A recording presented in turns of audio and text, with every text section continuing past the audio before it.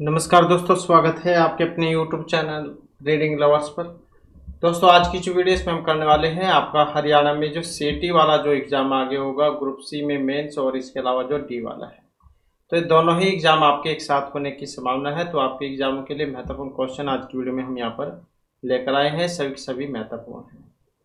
और वीडियो शुरू करने से पहले आपके लिए एक जो महत्वपूर्ण अपडेट रहेगी, जिसने भी हरियाणा में आप स्टेट का एग्ज़ाम दिया था, तो उनके जो कैंडिडेट लिस्ट है, जो कैंडिडेट पास हुए हैं, तो उनकी लिस्ट जारी हो चुकी है। कहने का मतलब है आपका रिजल्ट जो है वो आ चुका है 2025 वाला। 2024 का ही कहेंगे क्योंकि वही था ये। तो उसका रिजल्ट एक तरीके से आ चुका है, क्योंकि ये जो लिस्ट जो जारी होती है उन्हीं कैंडिडेट की जारी होती है जो पास हो चुके होते हैं। तो यहाँ पर बायोमेट्रिक के लिए उन्हें बुलाया जाता है। 25 और 26 तारीख जो आपकी बायोमेट्रिक के लिए यहाँ पर रखी गई है। आपने जिले वाला जो स्थान है वो आप देख लीजिएगा, जहाँ पर आपका बायोमेट्रिक होना है उसकी लिस्ट भी आ चुकी है और जो कैंडिडेट पास हुए हैं उनकी भी लिस्ट है। तो वो देख लीजिएगा, आपको इस वीडियो के अंत में वह वाली वीडियो मिल जाएगी, या फिर जो आप हमारा टेलीग्राम ग्रुप है उस पर भी जाकर जो आप लिस्ट को देख सकते हैं। और इनका लिंक आपको इस वीडियो के डिस्क्रिप्शन में मिल जाएगा। तो महत्वपूर्ण अपडेट के लिए आप चैनल को सब्सक्राइब कर लीजिएगा अगर आपने अभी तक नहीं किया है। तो अब अपने जो क्वेश्चन है उन्हें हम देख लेते हैं। तो जिसमें हमारा यहाँ पर क्वेश्चन है रजमनामा से। रजमनामा निम्नलिखित में से किसका फारसी अनुवाद था? महाभारत का, प्रश्नोत्तर रामायण या फिर कथा क्षीरसागर का? तो फारसी अनुवाद था रजमनामा। किसका है? तो ये माना गया है महाभारत का, जो कि यहाँ पर ऑप्शन ए में आया है। तो रजमनामा महाभारत का फारसी अनुवाद है। और रामायण का फारसी में अनुवाद कौन सा है? बदायूनी। बदायूनी कई बार आ जाता है, जैसे यहाँ पर तो ये महाभारत का है रजमनामा, तो इसी प्रकार से रामायण का फारसी में अनुवाद है बदायूनी। बदायूनी ये वाला, तो ये रामायण का है। तो ये रामायण को हो जाएगा। तो रामायण का फारसी में अनुवाद बदायूं ने अकबर के शासनकाल में, तथा प्रश्नोत्तर का फारसी में अनुवाद अबुल फजल ने किया था। तो ये बदायूं ने जो है इन्होंने किया था। रामायण का फारसी में अनुवाद बदायूं ने किया था। और किसके शासनकाल में? अकबर के टाइम में। और प्रश्नोत्तर का फारसी में अनुवाद वो अबुल फजल ने किया था। अबुल फजल ने। नेक्स्ट हमारा क्वेश्चन आ जाता है, कौन सा सर्प है जो इसमें विष रहित होता है? नाग, एल्पेक्स, डायफिक्स या अजगर? तो इसमें जो ये ऑप्शन डी में है अजगर, ये वाला। तो विषैले विषहीन सर्पों की पहचान सिर का आकार, सल्कों का आकार, पूंछ की आकृति और सर्प दंत जो है दांत उनसे होती है। तो सिर पर छोटे सल्क, उदर पर छोटे छोटे सल्क युक्त सर्प विषहीन होते हैं। अजगर लगभग 6 से 8 मीटर लंबा और मोटा हो सकता है, भारी भरकम और विषहीन सांप होता है। इसमें नखर या कंठ के रूप में पिछली टांगों के अवशेष पाए जाते हैं। और ये छोटे जंतु ही नहीं बल्कि भेड़, बकरी, गाय, हिरण आदि को भी निगल सकता है। इसके बाद है भीमा देवी कॉम्प्लेक्स। ये कहाँ पर है? सफेदो, पिंजौर, जगाधरी, हांसी में। भीमा देवी कॉम्प्लेक्स कहाँ पर है? तो ये पिंजौर में है, जो कि ऑप्शन सी में यहाँ पर दिया गया है। अगला क्वेश्चन आ जाता है सितारा स्मारक से। सितारा स्मारक पर समाधि है अब ताराचंद जी महाराज की, नारायण स्वामी, शिवाजी या गोविंद सिंह की? तो सितारा स्मारक यहाँ पर समाधि है। तो इसमें देखें तो किन की है? तो यह है ताराचंद जी महाराज की, जो कि हरियाणा के भिवानी जिले में स्थित है। कहाँ पर है? भिवानी में। तो भिवानी में ये स्थित है। और राधा स्वामी के 5वें गुरु थे। सितारा स्मारक एक षटकोणीय पिरामिड है, जो कि जमीन से 6 फीट की ऊंचाई पर स्टार के आकार में बनाया गया है। तो सितारा स्मारक ताराचंद जी महाराज की समाधि है भिवानी में, और राधा स्वामी के 5वें नंबर के गुरु थे। इसके बाद आ जाता है नेक्स्ट हमारा क्वेश्चन है यहाँ पर, पौधों की सामान्य वृद्धि में किस तत्व की आवश्यकता नहीं पड़ती है? Fe, Mg, Pb या Ca? तो पौधों की सामान्य वृद्धि में किस तत्व की आवश्यकता नहीं पड़ती है? तो कौन से वाला है तत्व ये? तो इस तत्व का नाम है Pb, जो कि ऑप्शन सी में यहाँ पर आया है। नेक्स्ट है, मोती की रासायनिक संरचना है। अब ये कैल्शियम कार्बोनेट है, कैल्शियम कार्बोनेट तथा मैग्नीशियम कार्बोनेट है, कैल्शियम क्लोराइड है या कैल्शियम सल्फेट है। तो मोती की रासायनिक संरचना क्या है? तो मोती की जो रासायनिक संरचना है इसको माना गया है कैल्शियम कार्बोनेट CaCO3। तो CaCO3 ये इसका फार्मूला है, रासायनिक नाम। तो ऑप्शन ए वाला इसमें हो जाएगा, कैल्शियम कार्बोनेट। और ये प्रकृति में चूने के पत्थर, संगमरमर, खड़िया आदि के रूप में काफ़ी मात्रा में पाया जाता है।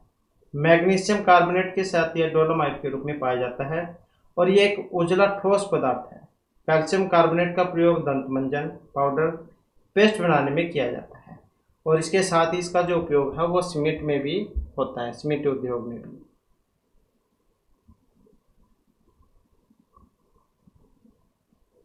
इसके बाद आ जाता है नेक्स्ट क्वेश्चन हमारा।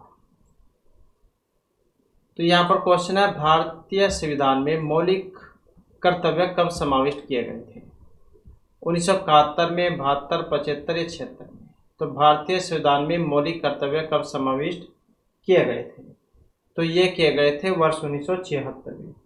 तो भारतीय संविधान में मौलिक कर्तव्य जो 42वां संशोधन जो हुआ था, तो इसका अधिनियम 1976 के द्वारा भारतीय संविधान के भाग 4A संविधान का 5वां भाग के तहत अनुच्छेद 51A के अंतर्गत मौलिक कर्तव्यों को सूची में जोड़ा गया था। इनकी कुल संख्या मूलतः जहाँ 10 थी। कितनी थी इनकी संख्या? 10 थी। लेकिन हाल ही में इसमें एक और मूल कर्तव्य को जोड़ दिया गया, जिससे इनकी संख्या 11 हो गई है। कितनी हो गई है? इनकी संख्या 11 हो गई है। और संविधान का जो 86वां नंबर का जो संशोधन था इस अधिनियम के अनुसार, तो संविधान का 86वां संशोधन अधिनियम 2002 के द्वारा 6 से 14 वर्ष की आयु के बच्चों को शिक्षा का अवसर प्रदान करना प्रत्येक माता पिता का कर्तव्य निर्धारित किया गया है। अगला क्वेश्चन है, ब्लू बर्ड झील से ये कहाँ पर है? हिसार, जींद, फतेहाबाद या फरीदाबाद में? तो ब्लू बर्ड झील कहाँ पर है? ये हिसार में है। नेक्स्ट है, इंफॉर्मेशन इनपुट करने के लिए आप कीबोर्ड या माउस जैसे एक किस का उपयोग करते हैं? Output, input device, storage device या प्रोसेसिंग डिवाइस का? तो इंफॉर्मेशन इनपुट करने के लिए आप कीबोर्ड या माउस के किस एक का उपयोग करते हैं? तो यह उपयोग किया जाता है इनपुट का। तो कीबोर्ड क्या है? एक इनपुट डिवाइस है। तो इंफॉर्मेशन इनपुट करने के लिए आप कीबोर्ड या माउस जैसे एक इनपुट डिवाइस का उपयोग करते हैं। तो ये किसके उदाहरण है? इनपुट डिवाइस के। अगला क्वेश्चन है, नाबार्ड एक व्यापारिक बैंक है, वित्तीय बैंक है, कृषि सहायता हेतु एक विशिष्ट बैंक है, या गैर बैंकिंग वित्तीय संस्थान है? तो नाबार्ड क्या है? नाबार्ड जो है कि ये कृषि बैंक कह सकते हैं आप है। तो ऑप्शन सी वाला इसमें हो जाएगा, कृषि सहायता हेतु विशिष्ट बैंक। नेक्स्ट क्वेश्चन है हमारा, मोरनी और टिपरा श्रेणियाँ ये अलग होती हैं, यमुना नदी, घग्गर, सरस्वती या फिर मारकंडा? तो मोरनी और टिपरा की श्रेणियाँ किसके द्वारा अलग होती हैं? तो मोरनी और टिपरा की जो श्रेणियाँ हैं ये घग्गर नदी के द्वारा अलग होती हैं।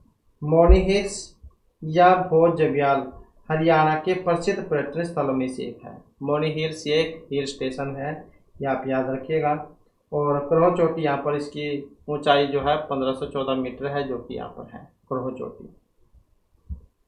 और ये पंचकुला, अम्बाला, नारायणगढ़, यमुनानगर ये वाला जो क्षेत्र है इस वाले की श्रेणियों के अंतर्गत आता है। नेक्स्ट आ जाता है हमारा क्वेश्चन यहाँ पर, भारत में सबसे जो ऊंचा पठार है दक्षिणी है, लद्दाख का है, छोटा नागपुर का या बघेलखंड का है? तो सबसे ऊंचा पठार कौन से वाला है? तो सबसे ऊंचा जो पठार है ये लद्दाख का है, जो कि ऑप्शन सी में है। तो भारत का सबसे ऊंचा पठार जम्मू कश्मीर राज्य में काराकोरम पर्वत के दक्षिण और हिमालय के बीच स्थित लद्दाख पठार है और इसका अधिकांश हिस्सा 3000 मीटर से ऊंचा है। 3000 मीटर से ऊंचा मतलब कि कह लो कि 1800 फीट है इसकी ऊंचाई। और सियाचिन ग्लेशियर इसी पठारी क्षेत्र में स्थित है। अगला क्वेश्चन है, हरियाणा केसरी के नाम से जाने जाते हैं। अब ये भगवत दयाल शर्मा, देवीलाल, पंडित नेकीराम या बंसीराम? तो हरियाणा केसरी के नाम से किन्हें जाना जाता है? तो हरियाणा केसरी के नाम से जाना जाता है पंडित नेकीराम शर्मा को। इनका जन्म कब हुआ था? पंडित नेकीराम शर्मा का जन्म हुआ था 1887 में। कहाँ पर हुआ था? भिवानी में हुआ था इनका जन्म, भिवानी में हुआ था। और हरियाणा में जो होम रूल लीग की जो शुरुआत है वो इन्होंने की थी, पंडित नेकीराम शर्मा ने। कब की थी? 1916 में। तो हरियाणा केसरी के नाम से किन्हें जाना जाता है? पंडित नेकीराम शर्मा को। और जन्म 1887 में भिवानी में हुआ था और होम रूल लीग की शुरुआत की थी इन्होंने 1916 में। इसके बाद है हरियाणा में मोतीलाल नेहरू स्कूल, ये कहाँ पर है? राय 5 सोनीपत में, पटौदी गुड़गांव, थानेसर, कुरुक्षेत्र, मौनी, अम्बाला में। तो मोतीलाल नेहरू स्कूल ये कहाँ पर है? तो ये जो है ये सोनीपत में आ जाता है, सोनीपत में है राय, तो वहाँ पर है। और इस स्कूल की स्थापना हुई थी 1973 में, 1973 में जुलाई में हुई थी, ये जुलाई 1973 में। नेक्स्ट आ जाता है क्वेश्चन। तो यहाँ पर क्या है, 15 और 16 क्वेश्चन है। सबसे छोटे से आरंभ करके निम्न को तर्क संगत क्रम अनुसार प्रस्तुत कीजिए। तो सबसे पहले छोटा, फिर बड़ा, फिर बड़ा, फिर बड़ा। तो सबसे छोटा इसमें कौन सा है? यही है तालाब, तालाब से बड़ी नदी, नदी से बड़ा सागर, सागर से बड़ा महासागर। तो तालाब, नदी, सागर, महासागर। तो ऐसे देख लेना आप कौन से वाला इसका बनेगा।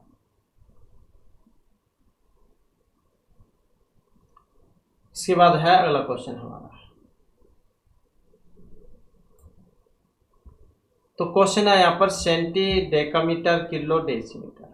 कौन सा वाला? इनका भी वैसे ही सेम क्रम ही बताना है।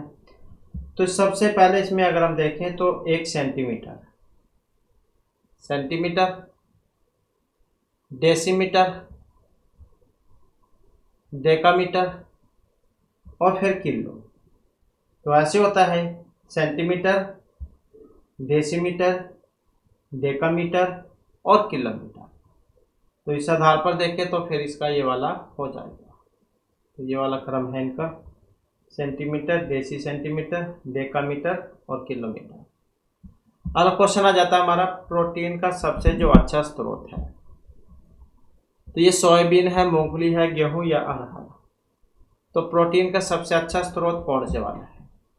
अब इसमें अगर सबसे अच्छा स्रोत अगर हम देखते हैं तो ये वाला है, सोयाबीन। और इसमें लगभग 96, इसमें लगभग जो आप कह सकते हैं कि 36% प्रोटीन होता है और 30% कार्बोहाइड्रेट होता है। तो प्रोटीन का सबसे अच्छा स्रोत है सोयाबीन, 36% प्रोटीन और 30% कार्बोहाइड्रेट। अगला क्वेश्चन है हमारा, राजा हर्षवर्धन के शासनकाल की राजधानी का क्षेत्र क्या था? रोहतक, महेंद्रगढ़, थानेसर या हिसार। कहाँ से के शासक थे? तो ये थे थानेसर के। थानेसर को पहले स्थानेश्वर कहते थे, तो यही सी आंसर इसका हो जाएगा, जो कि इस समय कुरुक्षेत्र में है। अगला क्वेश्चन है, अल्कोहल उद्योग में प्रयुक्त कवक है। अब ये छत्रक है, खमीर, यीस्ट है, कैंडिडा, अलिस्क या राइजोप्स है। तो अल्कोहल उद्योग में प्रयुक्त कवक कौन सा है? तो ये जो है ये ऑप्शन सी वाला है, खमीर या यीस्ट। तो कार्बोहाइड्रेट के किण्वन में खमीर मतलब यीस्ट का उपयोग होने के कारण यह अल्कोहल उद्योग में प्रयुक्त होता है। किण्वन विधि के द्वारा फलों और स्टार्च युक्त अनाजों से अल्कोहल बनाया जाता है और इसका प्रयोग सिरका और शराब बनाने में, मोटर व हवाई जहाज में ईंधन के रूप में, पारदर्शी साबुन बनाने और इत्र आदि बनाने में भी इसका प्रयोग किया जाता है। तो खमीर यीस्ट इसका सेंसर हो जाएगा। तो कार्बोहाइड्रेट के किण्वन में खमीर यीस्ट का प्रयोग होता है। इसके बाद है, अमाशय ग्रंथियों की पेशवीन स्रावी कोशिकाएं हैं। अमल, भीति, मुख या कलश। तो अमाशय ग्रंथियों की पेशवीन स्रावी कोशिकाएं कौन सी हैं? तो इसमें देखें तो ये वाली है, मुख कोशिकाएं। तो अमाशय की पेस्टिक कोशिकाएं या मुख कोशिकाएं पेप्सिन व दैनिक काकरीय रूप में स्रवण करती हैं, जो कि क्रम से पेप्सिनोजन एम्प्रोनिन होती है। और ऑक्सिंटिक या अमल कोशिकाएं हाइड्रोक्लाइड का स्रावन करती हैं। मतलब HCl जो है, HCl इसका स्रावण करती है। अगला क्वेश्चन है, भारतीय थल सेना की पश्चिमी कमान का मुख्यालय। भारतीय थल सेना की पश्चिमी कमान का मुख्यालय नीलखेड़ी में है, कालका में है, चंडी मंदिर या अम्बाला में? कहाँ पर है भारतीय थल सेना की पश्चिमी कमान का मुख्यालय? तो ये चंडी मंदिर में है। चंडीगढ़ का नाम जो है ये चंडी देवी का मंदिर है वहाँ पर, इससे ही पड़ा था इसका नाम चंडीगढ़। अगला क्वेश्चन है हमारा, भारतीय परमाणु विज्ञान का जनक किसे कहा गया है? तो भारतीय परमाणु विज्ञान का जनक होमी जहांगीर बाबा, CV रमन, सतीश धवन या SS भटनागर को? तो भारतीय परमाणु विज्ञान का जनक किन्हें कहा गया है? तो ये कहा गया है होमी जहांगीर बाबा, जो कि यहाँ पर ऑप्शन ए में है।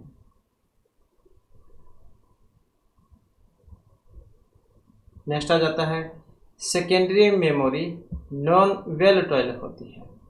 यह स्थायी पर डाटा स्टोर करने में सक्षम हो सकती है और जरूरत पड़ने पर डेटा सप्लाई भी कर सकती है, तो इसलिए इसे कहा जाता है।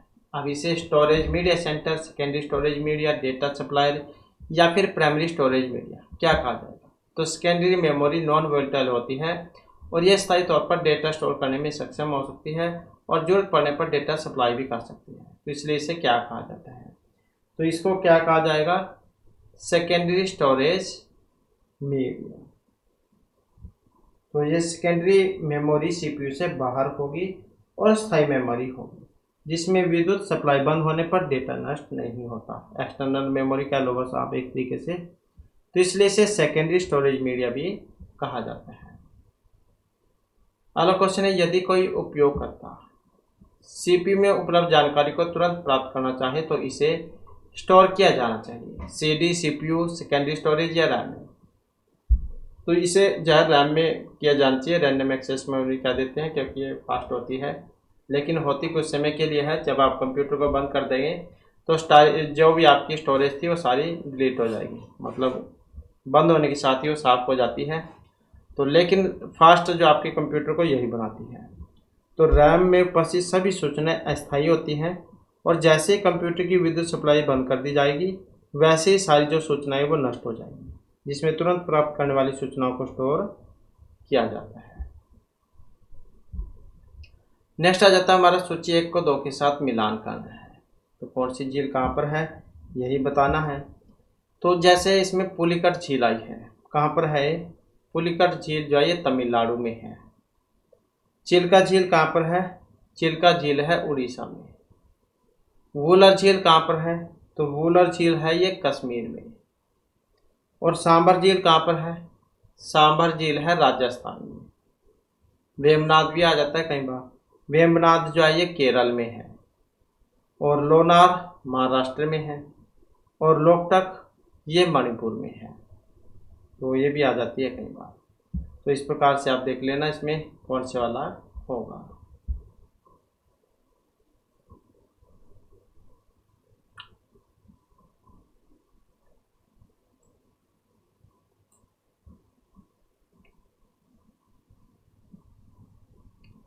अगला क्वेश्चन है हमारा यहाँ पर, वर्ष 2011 की जो जनगणना थी उसके अनुसार भारतीय राज्य के प्रति व्यक्ति आय की स्थिति के अनुसार हरियाणा का स्थान था। तो यहाँ पर तो अभी तो डाटा 2011 के चलेगी क्योंकि नई जो जनगणना वो अभी नहीं हुई है। तो 2011 की जो जनगणना थी उसके अनुसार भारतीय राज्यों की प्रति व्यक्ति आय की स्थिति के अनुसार हरियाणा का स्थान कौन सा नंबर का था? तो इसमें जो स्थान जो है ये तीसरा था, तो ऑप्शन सी वाला इसमें हो जाएगा। अगला क्वेश्चन है, चौधरी देवी लाल हर्बल पार्क कहाँ पर है? यमुनानगर में है, कुरुक्षेत्र में है, रेवाड़ी में, मेवात में? तो चौधरी देवीलाल हर्बल पार्क कहाँ पर है? तो चौधरी देवीलाल हर्बल पार्क जो है ये यमुनानगर में है, तो ऑप्शन ए वाला इसमें हो जाएगा। औषधीय पौधों राष्ट्रीय और अंतर्राष्ट्रीय दोनों के लिए बढ़ते बाजार की मांग और इस क्षेत्र के औषधीय संसाधनों की क्षमता का लाभ उठाने के लिए हरियाणा में औषधीय पौधों के संसाधनों के संरक्षण और प्रजनन के लिए चौधरी देवीलाल हर्बल पार्क की स्थापना की गई है। और इस हर्बल पार्क को रुद्राक्ष वाटिका के नाम से भी जाना जाता है। हो सकता है रुद्राक्ष वाटिका आपको देखने को मिल जाए कि कहाँ पर है, तो नया नाम भी है देखने को मिल सकता है क्योंकि ये तो आम ही है चौधरी देवीलाल को। तो ये यमुनानगर में है। अगला क्वेश्चन आ जाता है यहाँ पर मैथ का क्वेश्चन है, ये बराबर है, बताना है किसके बराबर है ये। तो कौन से के बराबर होगा ये, तो हल करेंगे तो इसी को ऑप्शन ए वाला हो जाएगा। अगला क्वेश्चन है, हरियाणा में एटलस उद्योग के लिए जाना जाता था, अब तो ये कारखाने ही बंद हो चुके हैं एटलस के, क्योंकि साइकिल ही कम हो चुकी है अब तो इसके स्थान अब ये मोटरसाइकिल, स्कूटी, अब तो ये बैटरी वाली भी चल गई है, ईवी इन्होंने ले लिया है, तो साइकिल कम हो गई है। तो ये पहले था एटलस साइकिल उद्योग, तो एटलस साइकिल बहुत प्रसिद्ध थी। तो कहाँ पर है, तो ये सोनीपत में है।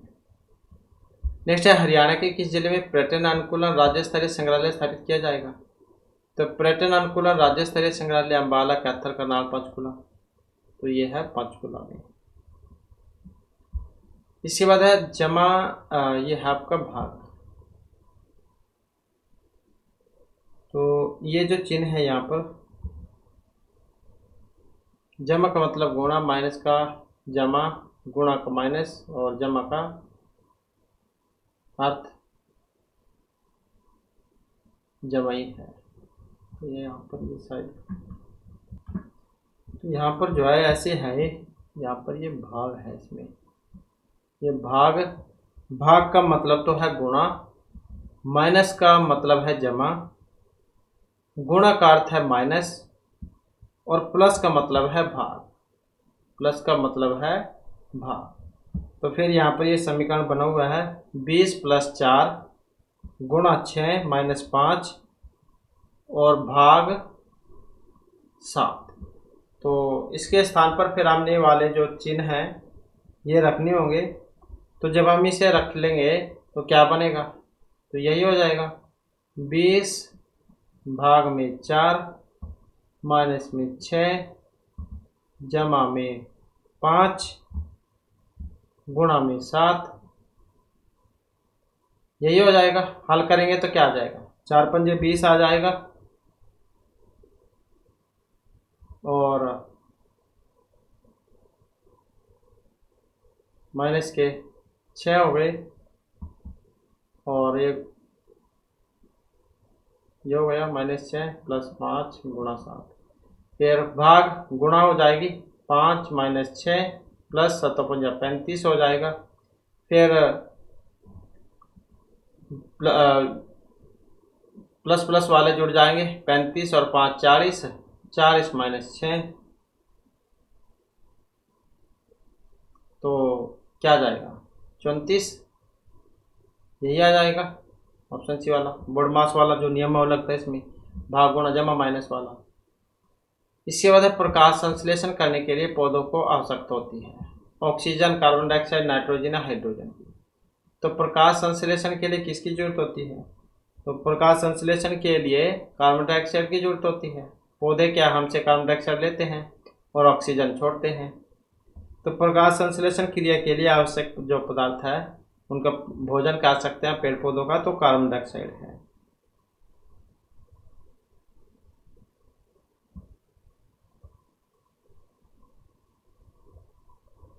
इसके बाद है उत्तरी दक्षिण कॉरिडोर हरियाणा राज्य के इन सभी जिलों से निकलता है। तो उत्तर दक्षिणी कॉरिडोर हरियाणा राज्य के इन सभी जिलों से निकलता है, बस एक को छोड़कर, पंचकुला, करनाल, अम्बाला या सोनीपत को। तो कौन से वाला छोड़ना होगा, यही वाला पंचकुला। तो उत्तर दक्षिण कॉरिडोर हरियाणा के पंचकुला जिला को छोड़कर अम्बाला, कुरुक्षेत्र, करनाल, पानीपत, सोनीपत, फरीदाबाद, पलवल इनको जोड़ता है। और उत्तर दक्षिण कॉरिडोर जम्मू कश्मीर के श्रीनगर से लेकर तमिलनाडु के कन्याकुमारी तक विस्तृत है। अगला क्वेश्चन है, यदि 4% ब्याज की दर से किसी राशि का चक्रवृद्धि ब्याज एवं साधारण ब्याज का अंतर 2 वर्षों में 16 है, तो राशि का जो मान है वो आपने बतलाना है, 12,000, 20, 15 या 10,000। यदि 4% ब्याज की दर से किसी राशि का चक्रवृद्धि ब्याज एवं साधारण ब्याज का अंतर 2 साल में 16 है, तो राशि का मान है, तो कितना होगा राशि का मान। तो इसके लिए क्या करेंगे, 2 वर्ष के लिए चक्रवृद्धि ब्याज और साधारण ब्याज का अंतर, तो ये हो जाएगा मूलधन गुणा में दर और बटे में 100 और पावर हो जाएगा 2। तो मूलधन कर लेंगे फिर इसका, तो कितना हो जाएगा 16 गुणा में 100 गुणा में 100, यही हो जाएगा, बटे में 4 का स्क्वायर।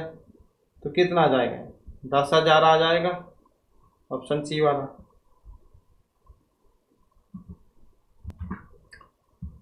तो कौन से व्यक्ति हैं जिन्होंने माउंट एवरेस्ट पर 10 बार विजय प्राप्त की थी? आंगरीता शेरपा, यासु कातो, नवांग गोम्बू, तेंजिंग नामकी। 10 बार विजय प्राप्त की है माउंट एवरेस्ट पर। तो कौन है ये? इनका नाम है आंगरीता शेरपा, ये वाली आंगरीता शेरपा। तो इन्होंने बिना कृत्रिम ऑक्सीजन के 10 बार माउंट एवरेस्ट पर पर्वतारोहण किया है, और इनको स्नो लियोपार्ड भी कहा जाता है, स्नो लियोपार्ड। नेक्स्ट है हरियाणा पर अपने आक्रमण में महमूद गजनवी के साथ आने वाले अल-बरूनी ने अपनी किस पुस्तक में घटनाओं की व्याख्या की थी? कौन, मतलब इनकी पुस्तक का नाम जो आपने बतलाना है। तो इनकी पुस्तक थी, और कौन सी थी? किताब-उल-हिंद, ये वाली। अल-बरूनी कौन थे? एक फारसी विद्वान थे, लेखक और साथ में वैज्ञानिक भी थे, और इसकी रचनाएं अरबी भाषा में हैं। और अल-बरूनी को भारतीय इतिहास का पहला जानकार भी कहा जाता है।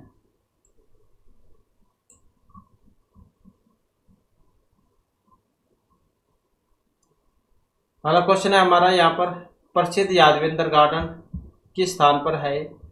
मोरनी, फरीदाबाद, पिंजौर या करनाल में यादवेंद्र गार्डन? तो यादवेंद्र गार्डन जो है ये पिंजौर में है, तो यही हो जाएगा इसका ऑप्शन बी वाला। और पिंजौर कहाँ पर है? पंचकुला में। तो पटियाला राजवंश के शासकों के द्वारा निर्मित ये गार्डन मुगल शैली में है, और ये क्वेश्चन आयु अभी था शायद अभी के आपके सीटी के एग्जाम में, कि ये जो यादवेंद्र गार्डन जो है वो कौन सी शैली में है। तो ये मुगल शैली में था, ये मुगल शैली में ये आया हुआ था आपके एग्जाम में। तो गार्डन जो है मुगल शैली में बना हुआ है, और इसका निर्माण 17वीं शताब्दी में मुगल सम्राट औरंगजेब के समय में कराया गया था।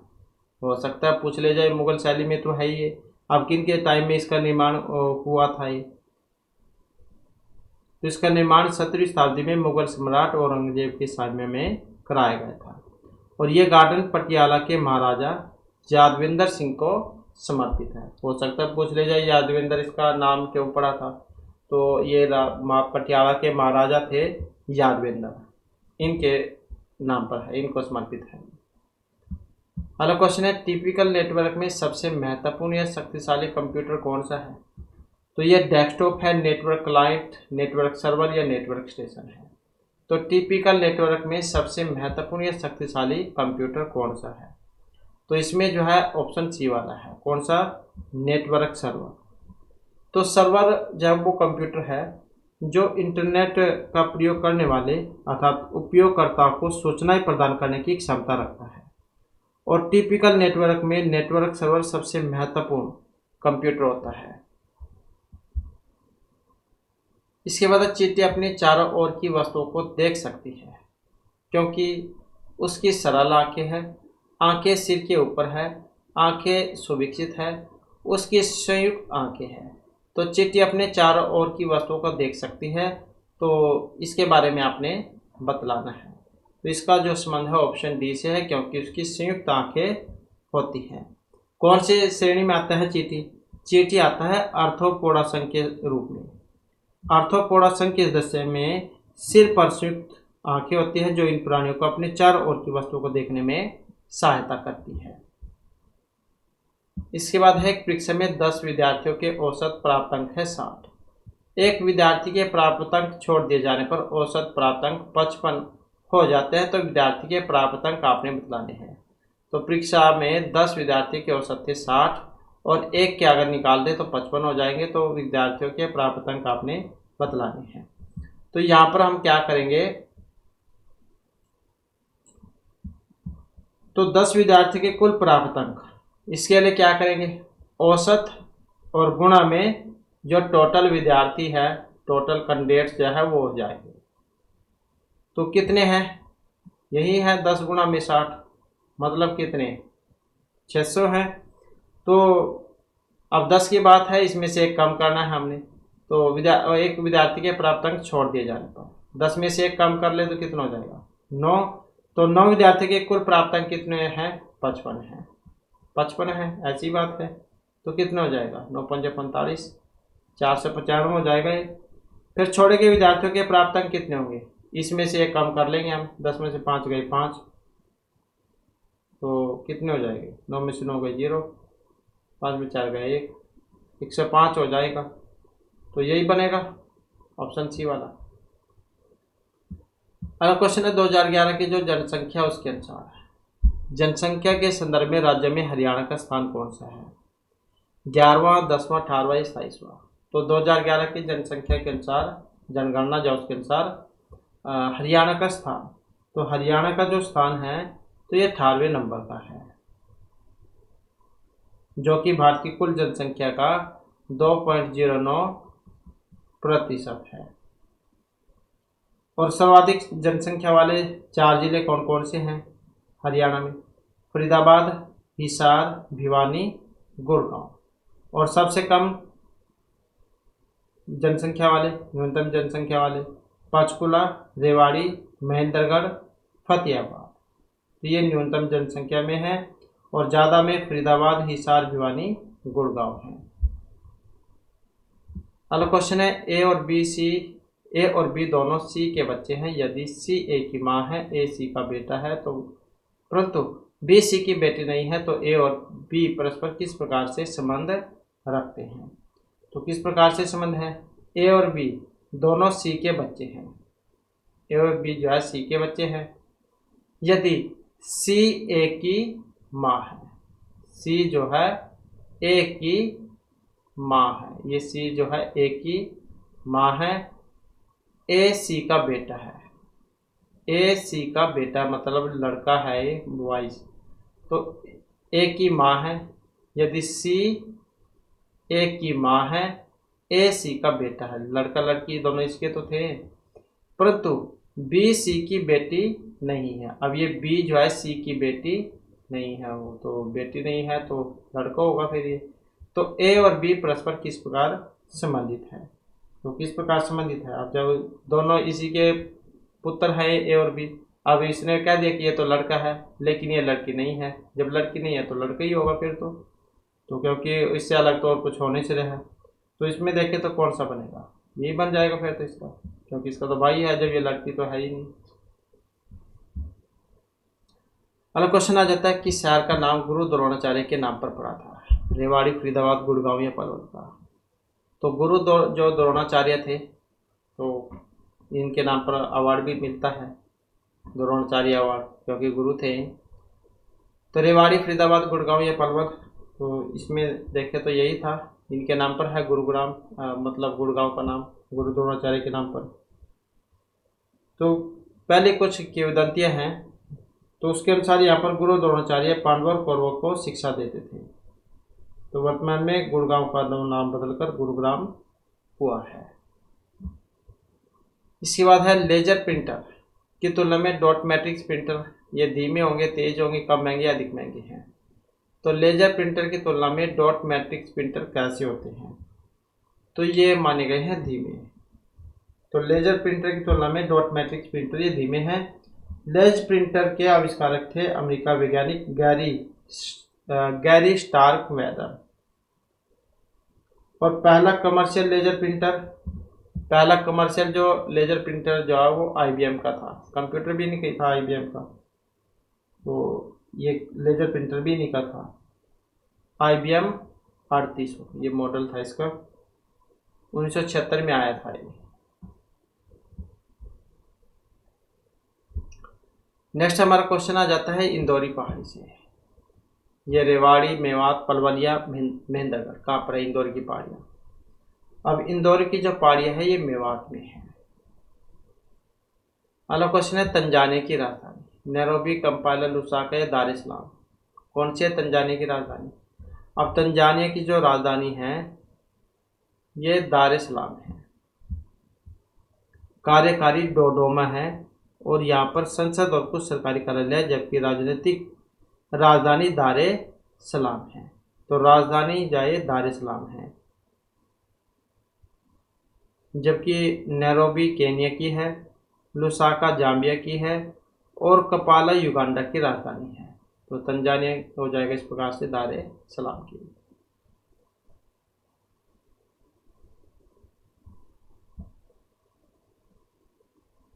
अगला क्वेश्चन है, हरियाणा में खेलों के प्रोत्साहन के लिए सरकारी योजनाएं, प्रशिक्षण देना, खेल स्टेडियम बनवाना, खेल संस्था को अनुदान देना, ये सारी काम करना, तो कौन सा हो जाएगा? ये सारी हो जाएगा इसमें। तो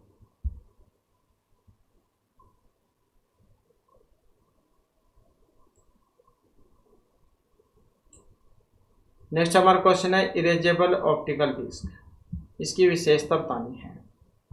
इस पर बार बार मिटाकर बार बार लिखना संभव है। सिर्फ पढ़ना संभव है, लिखना संभव है, लिखना और संभव नहीं है। तो इरेजेबल ऑप्टिकल डिस्क की विशेषता क्या है? तो इसकी विशेषता, इस पर बार बार मिटाकर बार बार लिखना संभव है। नेक्स्ट हमारा क्वेश्चन आ जाता है, 2 अंकों की एक संख्या है, अंकों के पलटने से बनी संख्या में स्थायी का अंतर है। यदि अंकों का योग 7 है तो मूल संख्या कौन सी होगी? यदि 2 अंकों की एक संख्या तथा अंकों के पलटने से बनी संख्या में स्थायी का अंतर है, यदि अंकों का योग 7 हो तो मूल संख्या कौन सी होगी? तो कौन से वाली होगी? यही होगी।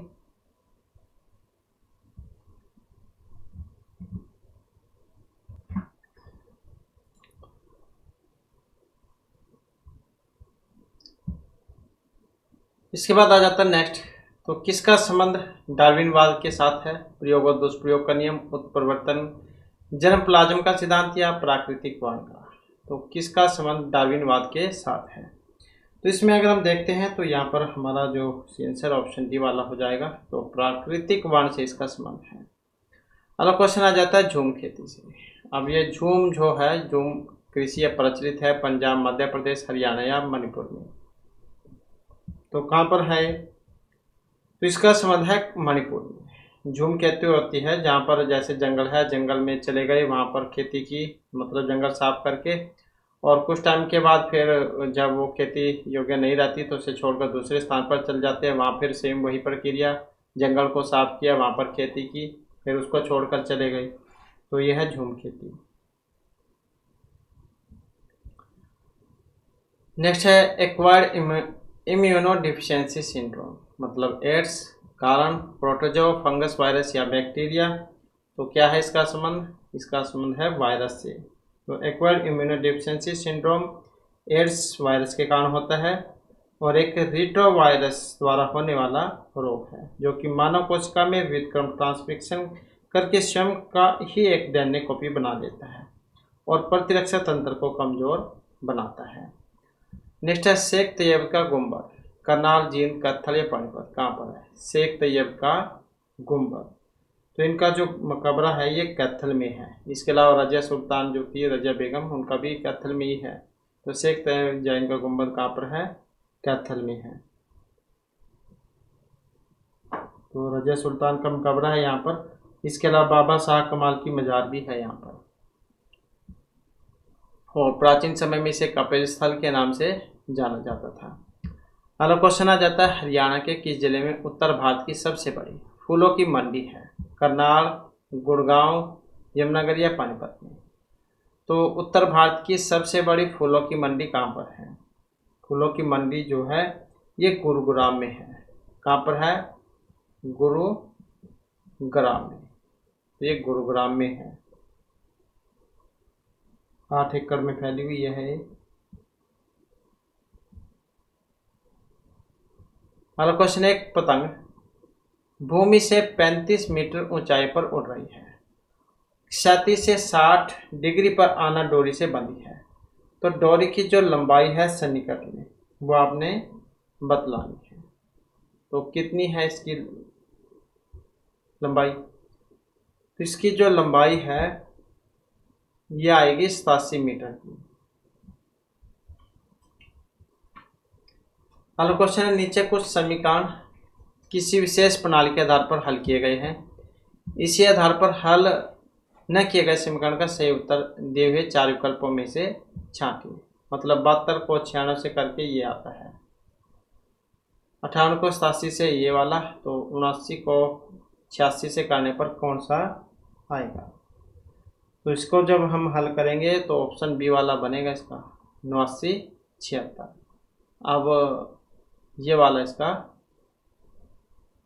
आ जाएगा, इसका 89 नहीं, ये तो इसका जो है, तो इसका तो ये वाला बनेगा, क्योंकि यहाँ पर क्या हो रहा है, तो ये देख सकते हैं गुणा तो सिर्फ यहाँ पर उलझाने के लिए है। 96 का उल्टा किया गया है 69, और 72 का उल्टा किया गया 27। ऐसे यहाँ पर 87 का उल्टा 78 और 58 का 85। ऐसे यहाँ पर इसका है 86 का उल्टा 68 और ये 79 का 97। तो इस प्रकार से है, ये सिर्फ चिन्ह यहाँ पर उलझाने के लिए है। अगला क्वेश्चन है, इनमें से कौन सा समूह खाली स्थान पर क्रमवार रखे जाने से दी गई अक्षर श्रृंखला को कंप्लीट करेगा। अब इस अक्षर जो श्रृंखला इसको कंप्लीट कौन से वाला करेगा यहाँ पर, तो इसमें क्या है, आपने जोड़े बना लेने हैं, 3-3 के या 4 के अपने अनुसार आप बना सकते हैं। तो इसमें देख सकते हैं यहाँ पर ये कंप्लीट है QSP, और यहाँ पर देखें तो SPRQ है, PRQS है। तो इसका मतलब है QS यहाँ पर भी है, QS यहाँ पर भी है, PR यहाँ पर भी है, PR इसमें भी है।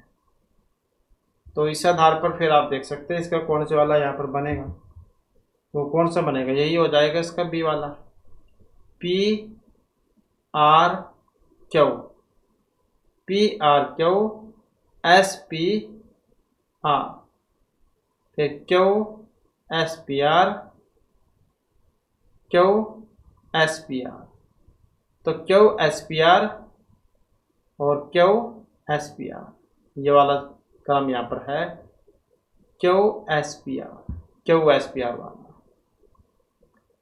अगला क्वेश्चन आ जाता है पायरोमीटर। गहराई मापने का काम आता है, तापक्रम के, आर्द्रता के, ऊंचाई की। तो पायरोमीटर किसके काम आता है, पायरोमीटर जो आता है ये आता है तापक्रम को नापने के काम में, जो कि ऑप्शन सी में है। तो इससे दूर स्थित आकाशीय पिंडों के उच्च दाब को नापा जाता है। हो सकता है ये पूछ ले जाए पायरोमीटर किसके मापने के लिए प्रयोग में आता है, तो इसका प्रयोग होता है आकाशीय पिंडों के उच्च दाब की नापने के लिए, दूर में स्थित आकाशीय पिंडों के उच्च दाब को नापने के लिए।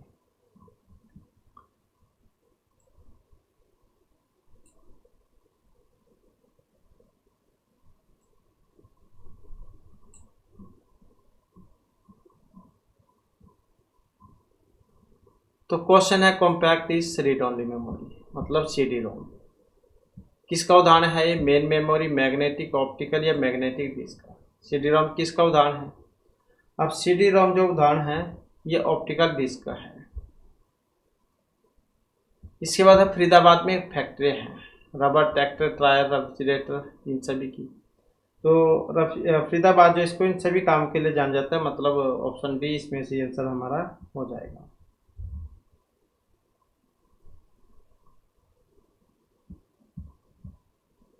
अगला क्वेश्चन है, किसी भी टैंक का 1/5 भरा हुआ है, यदि इसमें 5 लीटर पानी और डाल दिया जाए तो टैंक पूर्णतः भर जाएगा। तो अब यह टैंक में कितने लीटर पानी है, यदि टैंक का 1/5 भाग भरा हुआ है और 500 लीटर और डाल दे तो भर जाएगा। तो कितना पानी है इसमें, तो इसके बाद देखें तो कितना हो जाएगा इसमें। तो इसमें क्या करेंगे हम, टैंक का खाली भाग, तो ये हो जाएगा 1 - 1/5। तो इसका क्या आ जाएगा एलसीएम वगैरह लेकर, तो ये आ जाएगा 5 - 1/5 मतलब 4/5 भाग आ जाएगा, 4/5 भाग, 4/5 भाग बराबर में हो जाएगा कितना, 500 लीटर के। तो एक भाग क्या हो जाएगा इसका, एक भाग के लिए हम क्या करेंगे, 500 गुना में 5/4 और बराबर में आ जाएगा 125 गुना में 5। तो 1/5 भाग पानी में क्या हो जाएगा, 125, यह आ जाएगा 125 गुना में 5 और बटे में 5, यह आ जाएगा 125 लीटर। 125 मीटर।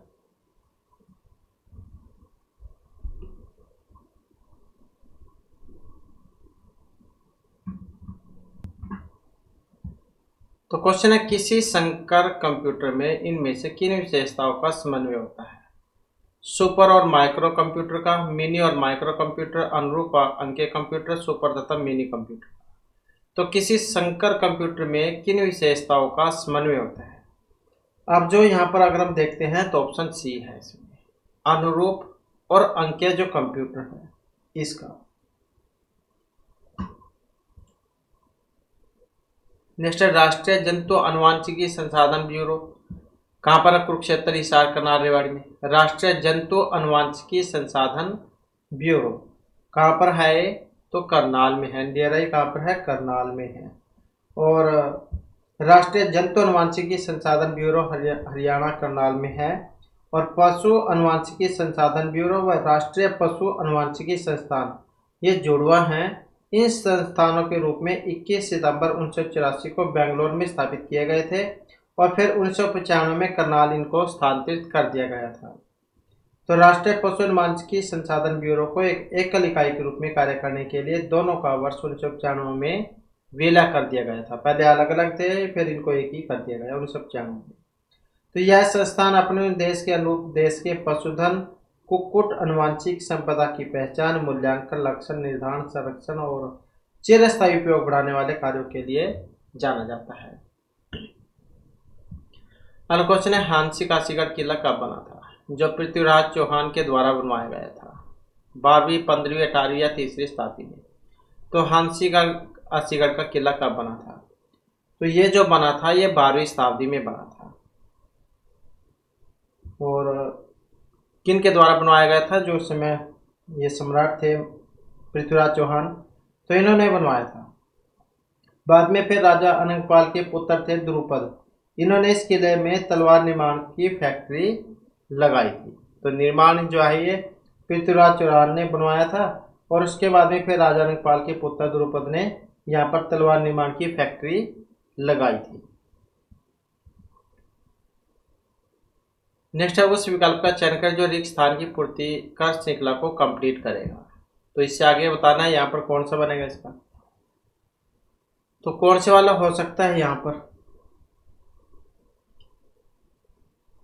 तो 6, 30, 120। तो कौन से वाली जो है यहाँ पर प्रक्रिया इसमें चली हुई है? तो 6 पंजे 30, ऐसी 6 पंजे 30, 30 चौके 120, 12 तिया 36, 36 दूनी 72, 72 एकम 72। ये वाली है 1 2 3 4 5 6 वाली। तो इसका मतलब क्या आएगा? 1 छिका 6 यही आएगा फिर। तो नेक्स्ट है, जब वृक्क कार्य करना बंद कर देता है तो कौन सा पदार्थ जमा होता है? शरीर में वसा, प्रोटीन, शर्करा या रक्त में नेत्र जनित अपशिष्ट पदार्थ। तो जब वृक्क कार्य करना बंद कर देता है तो कौन सा पदार्थ जमा होता है? तो कौन सा होगा? रक्त में नेत्र जनित अपशिष्ट पदार्थ। तो वृक्क जो है वो स्तनधारियों एवं अन्य केशिका जंतुओं का मुख्य उत्सर्जी अंग है जो उपअपचय के फलस्वरूप उत्पन्न विभिन्न अपशिष्ट पदार्थों को मूत्र के रूप में शरीर से बाहर निकालता है और रुधिर में हाइड्रोजन आयन सांद्रता अर्थात pH पर नियंत्रण करता है। और यह अम्लीय एवं क्षारीय पदार्थों के अधिशेष भाग का निष्कासन कर रुधिर के pH को स्थायी रूप से कायम रखता है और रुधिर के प्रसरणी दाब और उसकी मात्रा को नियंत्रित करता है। नेक्स्ट आ जाता है छिलछिला वन्यजीव अभयारण्य से। ये कहाँ पर है? कुरुक्षेत्र, हिसार, गुड़गांव या पानीपत में। तो छिलछिला वन्यजीव अभयारण्य कहाँ पर है? तो इसमें अगर हम देखते हैं तो ये कुरुक्षेत्र में है, जो कि ऑप्शन ए में हो जाएगा। और इसका कुल क्षेत्रफल कितना है? इसका क्षेत्रफल है 28.92 हेक्टेयर में। और छिलछिला जो वन्यजीव अभयारण्य है क्षेत्रफल की दृष्टि से राज्य का सबसे छोटा वन्यजीव अभयारण्य है। तो सबसे छोटा है ये कुरुक्षेत्र में। इसके बाद यद्यपि एक ही समय में कई प्रोग्राम खोले जा सकते हैं तथापि केवल प्रोग्राम एक्टिव रहेगा 2 या 1। तो कौन सा रहेगा? तो जैसे यहाँ पर है कितनी मर्जी फाइलें खोल लो कितने, लेकिन जिस पर आप काम करोगे तो एक्टिव तो वही रहेगा। तो इस प्रकार से देखिए तो यही हो जाएगा इसका, तो ऑप्शन डी वाला। एक कलम, एक किताब और एक शार्ट, इनका मूल्य 56, 72 और 120 है। कोई व्यक्ति कम से कम कितने रुपए लेकर बाजार जाए कि इनमें से कोई भी एक वस्तु की पूर्ण संख्या खरीद सके और रुपए 20 भी बचा ले। तो यहाँ पर हम क्या करेंगे, अभीष्ट मूल्य मतलब सभी वस्तु के मूल्य का लघुत्तम से रुपए 20 ज़्यादा होगा, मतलब 56, 72 और 120 इन और 120 इनका एलसीएम जब हम लेंगे 56, 72, 120 का, तो इनका एलसीएम आ जाएगा 25, 20, ये वाला, ये इनका लघुत्तम आ जाएगा। तो अभीष्ट धनराशि इसमें 20 और जोड़ लो आप, तो कितना हो जाएगा, 25, 40 हो जाएगा ये, 25, 40 ये वाला।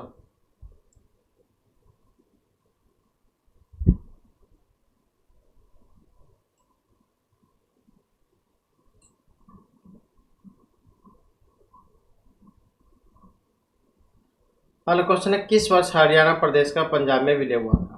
1858, 1957 हरियाणा का पंजाब में विलय हुआ था। अब विलय जो हुआ था ये 1858 में हुआ था, तो इसमें तो ऑप्शन ए वाला हो जाएगा।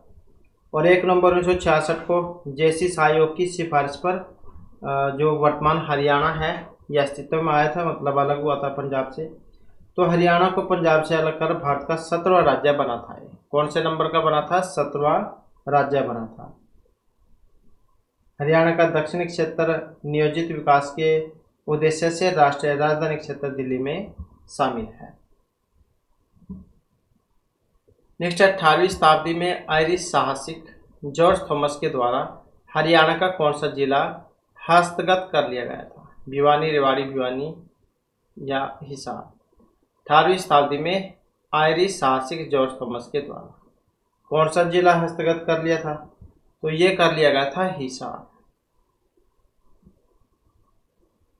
जॉर्ज थॉमस कौन थे? एक व्यापारी थे जिसने बंगाल प्रेसिडेंसी के अंतर्गत हरियाणा के हिसार और रोहतक पर कब्जा कर शासन किया था और इसे जहाजी साहब के नाम से भी जाना जाता है।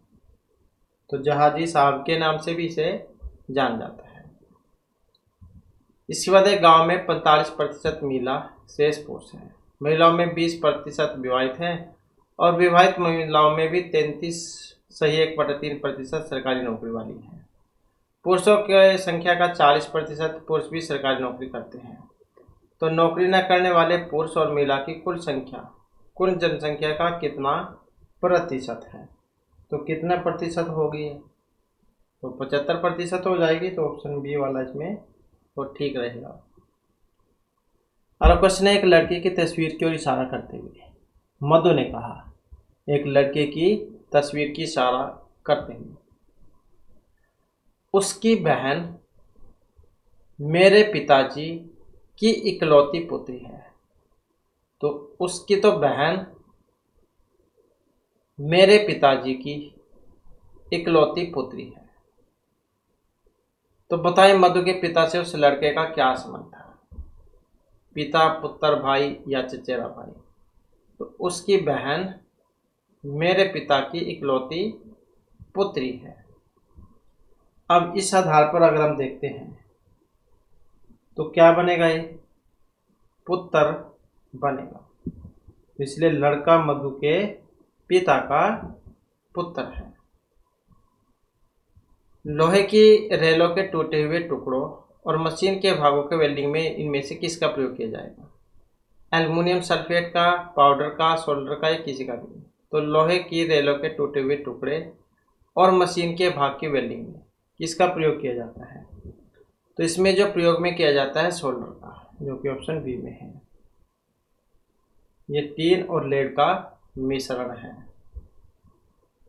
हरियाणा का कौन सा जिला उत्तर प्रदेश के साथ अपनी सीमा नहीं लगाता है? करनाल, फरीदाबाद, सोनीपत या जींद?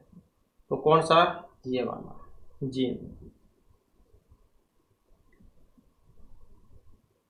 तो हरियाणा के कुछ जिले जो उत्तर प्रदेश की सीमा से लगते हैं, जमनगर से शुरू हो जाओ, यमुनानगर, करनाल, पानीपत, सोनीपत, फरीदाबाद, पलवल।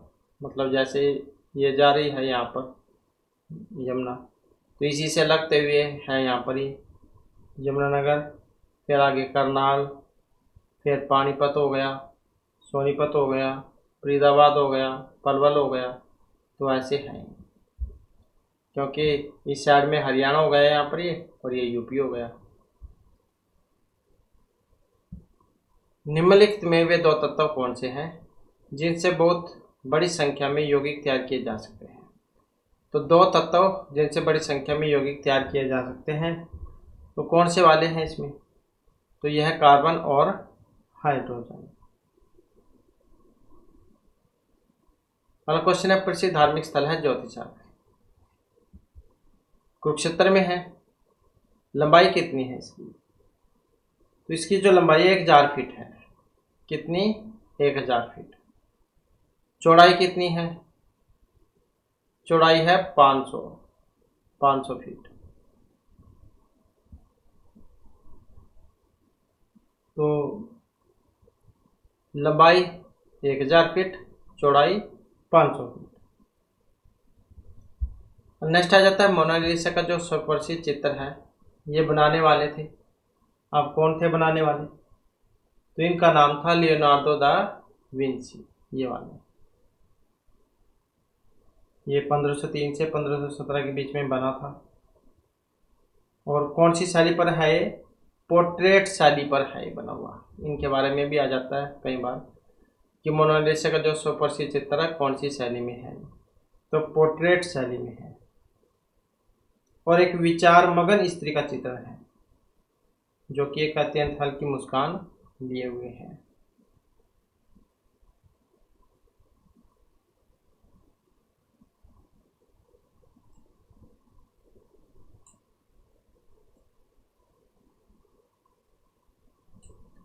क्वेश्चन है, डेटा कहाँ भेजना है या कहाँ से लिखा जाता है? तो इसके लिए कौन सी बस प्रयोग में आती है? डेटा, एयर कंट्रोल या एड्रेस बस। डेटा कहाँ भेजना है, ये कहाँ से लिखा जाता है, इसके लिए बस। तो इसके लिए जो प्रयोग में आती है एड्रेस बस। अगला क्वेश्चन है, किसी वस्तु पर दो बट्टे 20%, 25% है। इन दोनों बट्टों के तुल्य एकल बट्टा क्या होगा? तो कौन सा होगा? तो समतुल्य बट्टे के लिए क्या करेंगे हम? 100 माइनस में 100 गुणा में 20% है, तो कितना हो जाएगा? 80 हो जाएगा। 80 बटे में 100 और गुणा ये 25% है, तो 75 बटे में 100 हो जाएगा। इसे हल कर लेंगे। हल करके 100 माइनस में 60, यह आ जाएगा 40%। ये वाला। नेक्स्ट, जनवरी 2022 में किस शहर में भारत के पहले ओपन रॉक संग्रहालय का शुभारंभ हुआ था? कब जनवरी 2022 में किस शहर में भारत के पहले ओपन रॉक संग्रहालय का शुभारंभ हुआ था? तो ये हुआ था हैदराबाद में। इसके बाद है इनमें से एक बेमेल। अब कौन सा इसमें एक अलग? तो कौन से वाला है? यही है ऑप्शन 1 वाला। सेब, अंगूर, केला, ये तो ऊपर की साइड लगता है, गाजर धरती में लगती है, तो ये अलग हो जाएगा। इसके बाद नोबेल शांति पुरस्कार देने का समारोह किस शहर में आयोजित किया जाता है? नोबेल शांति पुरस्कार स्टॉकहोम, जेनेवा, ओस्लो या द हेग। नोबेल शांति पुरस्कार देने का समारोह किस शहर में आयोजित किया जाता है? कहाँ पर? ओस्लो में। ओस्लो कहाँ पर है? नॉर्वे में। नॉर्वे में।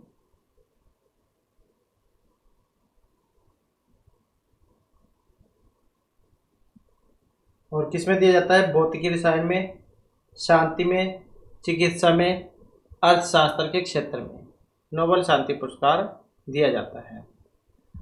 उस विकल्प का चयन करें जो रिक्त स्थान की पूर्ति श्रृंखला को कंप्लीट करेगा। तो यहाँ पर इसमें कौन से वाला आएगा? तो यहाँ पर अगर हम देखते हैं MNOP, QRS, TUV, WXY, तो इस प्रकार से देखें तो कौन सा आना चाहिए? M से 2 लगा लो यहाँ पर, तो कौन सा आएगा? यही आ जाएगा। अगर यहाँ पर JKLM, तो मतलब जे आएगा। कोई धनराशि साधारण ब्याज की दर से 5 वर्ष में अपनी से दोगुनी हो जाती है, तो ब्याज की दर क्या थी, कितनी थी ब्याज की दर? तो ब्याज की दर जो थी ये 20% थी। नेक्स्ट है सोडियम वाष्प लैंप पीले रंग के साथ जलते हैं, इसका कारण क्या है? तो सोडियम वाष्प लैंप पीले रंग के साथ जलते हैं सोडियम की न्यून आयनन ऊर्जा के कारण, पीले के अतिरिक्त तने से भी रंग को अवशोषित करने के कारण, पीला रंग उत्सर्जित करने के लिए सोडियम का ऊर्ध्वपातन, सोडियम परमाणु द्वारा अवशोषित अतिरिक्त ऊर्जा के स्पेक्ट्रम का पीले क्षेत्र में उत्सर्जन।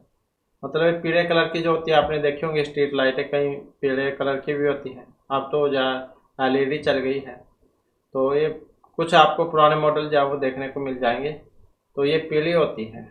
इसका कारण कौन सा है? तो इसका कारण है ये वाला, पीला रंग उत्सर्जित करने के लिए सोडियम का ऊर्ध्वपातन। तो जब सोडियम लैंप को जलाया जाता है तो ये हल्का लाल गुलाबी प्रकाश उत्सर्जित करता है, और कुछ क्षण के बाद जब सोडियम गर्म हो जाता है तो ये चमकीला पीले रंग उत्सर्जित करने लग जाता है, क्योंकि सोडियम धातु का वाष्पीकरण होता है। तो क्या होगा? वाष्पीकरण।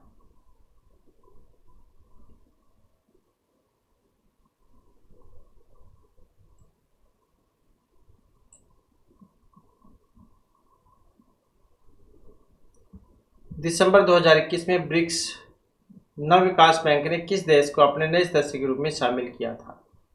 तो किसे शामिल किया था? मिस्र को। लाइफ ऑफ पाई पुस्तक का लेखक जान मार्टेल, पोलेट, रोहिन मिस्त्री या एमजे अकबर है? तो लाइफ ऑफ द पाई पुस्तक के लेखक कौन है? तो इसके है जान मार्टेल। तो लाइफ ऑफ पाई मान बुकर पुरस्कार से सम्मानित कनेडियन लेखक जान मार्टेल की रचना है।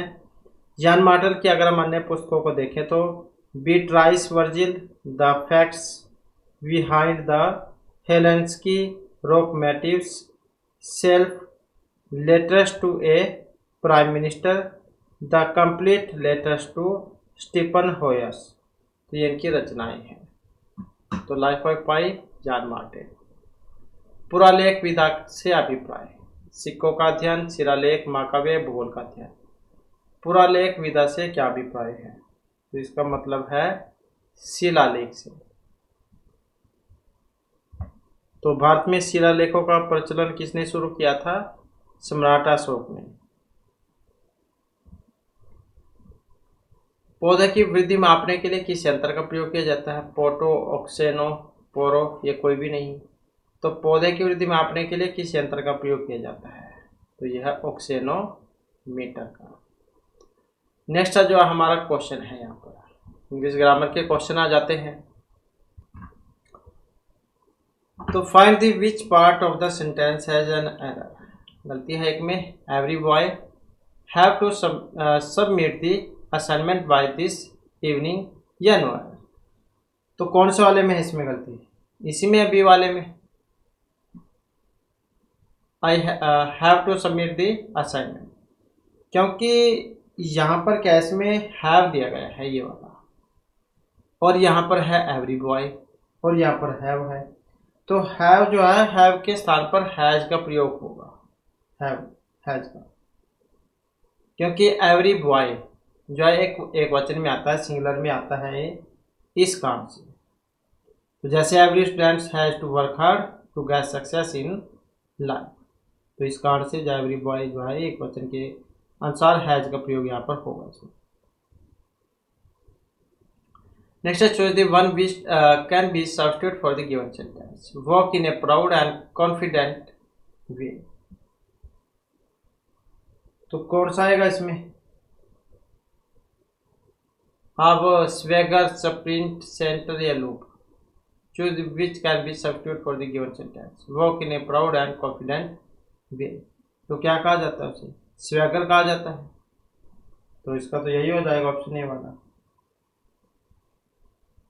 नेक्स्ट है choose the best alternative which best express the meaning of the underline idea of phrase. मुहावरे लोकोक्ति है he broke of in the middle of the story. Broke of का मतलब fainted, suddenly stop, divide the narrative, took time of. He broke of in the middle of the story. तो इसका मतलब क्या broke of का? तो इसका मतलब है यहाँ पर, मतलब ये अचानक रुकने से, सडनली स्टॉप। तो break off means to stop suddenly. The sweet girl broke off during her speech. तो ऐसे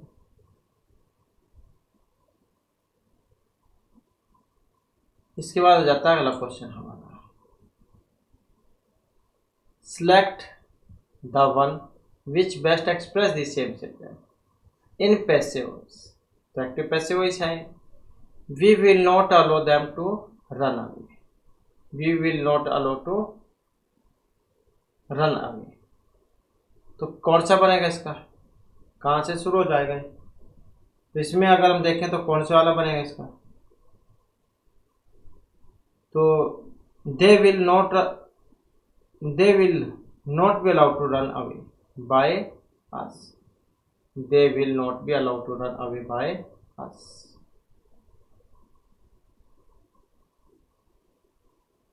नेक्स्ट आ जाता है,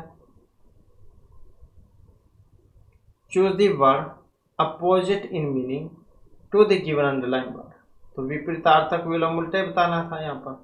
the students made a generous contribution to the flood relief fund.